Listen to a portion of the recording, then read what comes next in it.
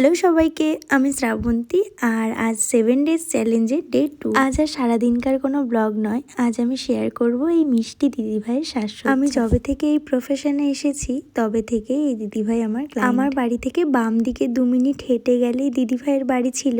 আর এখন দিদিভাই বিয়ে হয়ে আমার ডান দিকে 2 পা এগিয়ে গেছে। তাই বিয়ের আগে থেকে শুরু করে এখন বিয়ের পরও দিদিভাইকে আমিই সাজিয়ে চলেছি। একেই তো আমরা দুজনে একই পাড়ার মেয়ে, ছোটবেলা থেকে একসাথেই প্রায় বড় হওয়া। ছোট থেকেই দুজন দুজনকে খুব ভালো করে চিনি, কিন্তু এখন আর সেভাবে দেখা হয় না। ওই মাঝে মাঝে যখন আমার মায়ের কাছেও ব্লাউজ বানাতে দিতে আসে, তখন যদি আমি ওই বাড়ি থাকি তাহলে কিছুক্ষণ গল্প হয়, আর যদি আমি না থাকি তাহলে এই ওকে সাজাতে গিয়ে যা গল্প হয়। তাছাড়া খুব একটা দেখা সাক্ষাৎ আমাদের আর এখন হয় না। ওই জন্য যখন দেখা হয় তখন আমরা 7 সমুদ্রে গল্প একসাথে শুরু করি। শুধুমাত্র এই দিদি বলে নয়, আমার কিছু কিছু ক্লায়েন্ট রয়েছে যারা খুবই পুরনো আর আমার সাথে খুব ভালো বন্ডিং।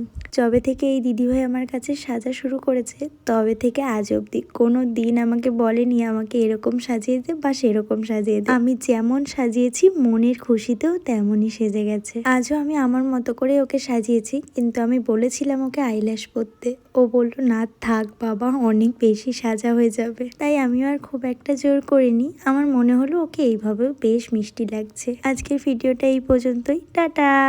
সুন্দর অসাধারণ সাজাই, ওকে তো কিছু বলতেই হয় না, ও যেটা ভালো লাগে আর ও আমার সবথেকে ভালো ক্লায়েন্ট, আমাকেও ও আমাকে কিছু বলে না, আমার উপরে যেটা ভালো লাগে সেটাই ও করে দেয়। Thank you.